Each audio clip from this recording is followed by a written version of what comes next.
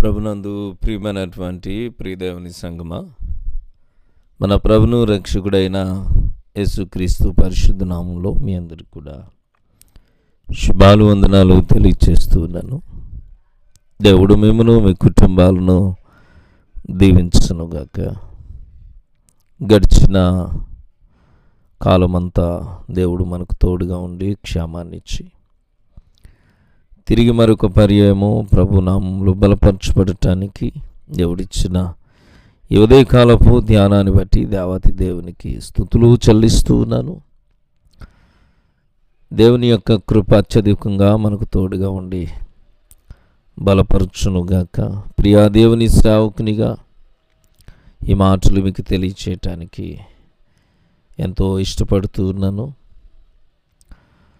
ఈ మాటలు మన జీవితానికి ఆశీర్వాదకరంగా ఉండాలని ప్రేమతో ఈ మాటలు తెలియచేస్తూ ఉన్నాను. క్రైస్తవ విశ్వాస ప్రియ దేవుని సమూహమా,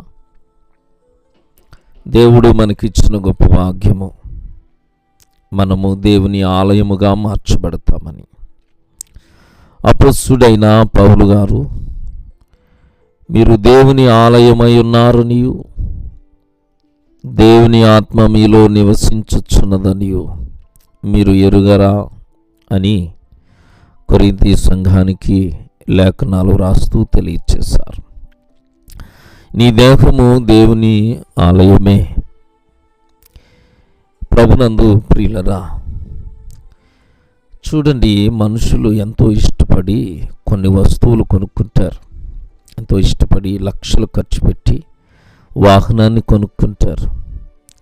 ఆ వాహనంలో, ఆ కారులో పెట్రోల్ పోస్తే చక్కగా పనిచేస్తుంది, ప్రయాణానికి అనుకూలంగా ఉంటుంది. కానీ ఎప్పుడైనా సరదాగా ఆ వాహనంలో, అంటే మనం ఎంతో ఇష్టపడి కొనుక్కున్న ఆ వాహనంలో పెట్రోల్ డీజిల్ కాకుండా మరి ఏదైనా పోస్తే అది కనీసం కదలటానికి కూడా అవకాశం ఉండదు. ఎంతో ఇష్టపడి కొనుక్కున్నాం కదా, ఇందులో వేయవలసిన ఆ పెట్రోలే తప్ప వేరేదికి వేయకూడదని ఆ సాహసం కూడా చెయ్యం. వేస్తే పాడైపోతుంది కనుక.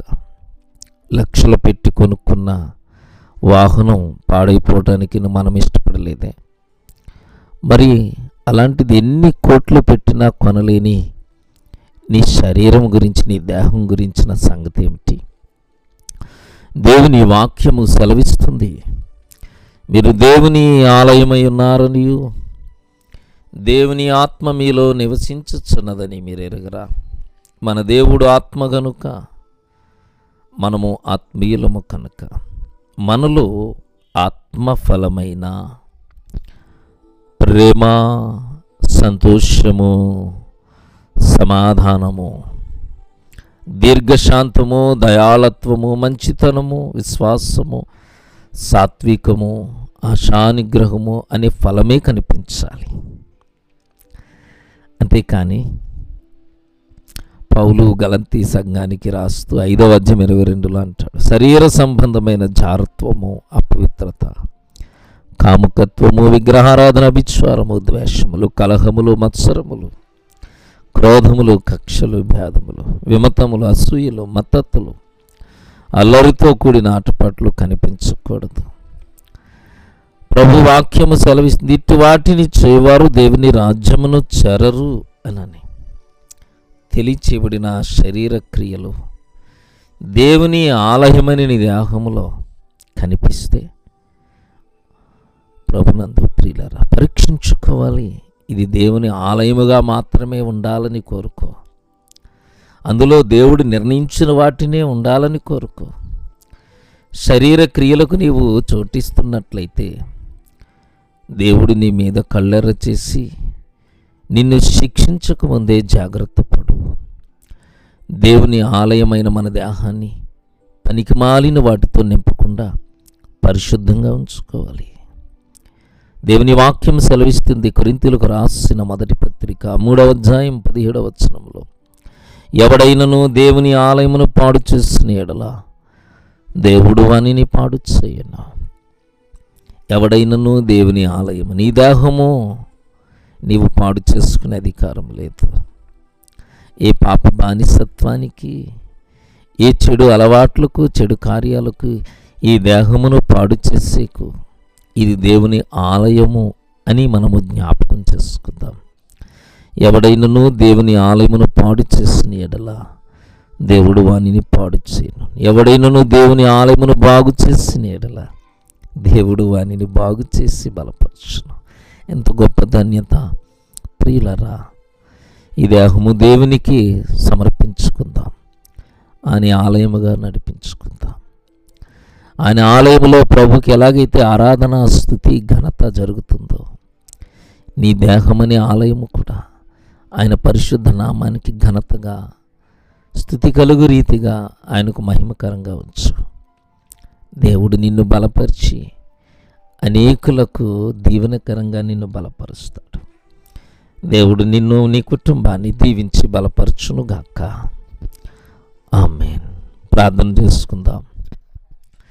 కృపగలిగిన మా తండ్రి, పరిశుద్ధుడైన మా దేవ, మీ ఘనమైన ఉన్నతమైన నామానికి స్తుతులు, స్తోత్రాలు. నీ ప్రేమకై, నీ కృపకై వందనాలు నాయన. మమ్మల్ని మీరు ప్రేమించి కృప చూపించి మరొక పర్యాయమని మాటలు వినే కృప దయచేశారు. ఈ మాటలన్నీ ప్రభు మా జీవితాలకు, మా కుటుంబాలకు, సంఘ పరిచర్యలకు ఆశీర్వాదకరంగా ఉంచండి. కుటుంబాలను దీవించండి, సంఘ విశ్వాసాన్ని బలపరచండి. కుటుంబాలు ప్రభుని సన్నిధిలో నుండి ఎల్లప్పుడూ దీవెనకరంగా ఉండే కృప దయచేయండి. అనారోగ్యంగా ఉన్న బిడ్డలను స్వస్థపరిచి నీ నామానికి మహిమ తెచ్చుకోమని యేసు నామాన ప్రార్థించి వేడుకుంటున్నాము తండ్రి. ఆమేన్, ఆమేన్. మన పరమ తండ్రి అయిన దేవుని ప్రేమ, ఆయన కుమారుడైన యేసుక్రీస్తు కృప, పరిశుద్ధాత్మిక అన్యోన్య సహవాసం మనకు, మన కుటుంబాలకు, సంఘ పరిచర్యలకు తోడైండును గాక. ఆమేన్, ఆమేన్.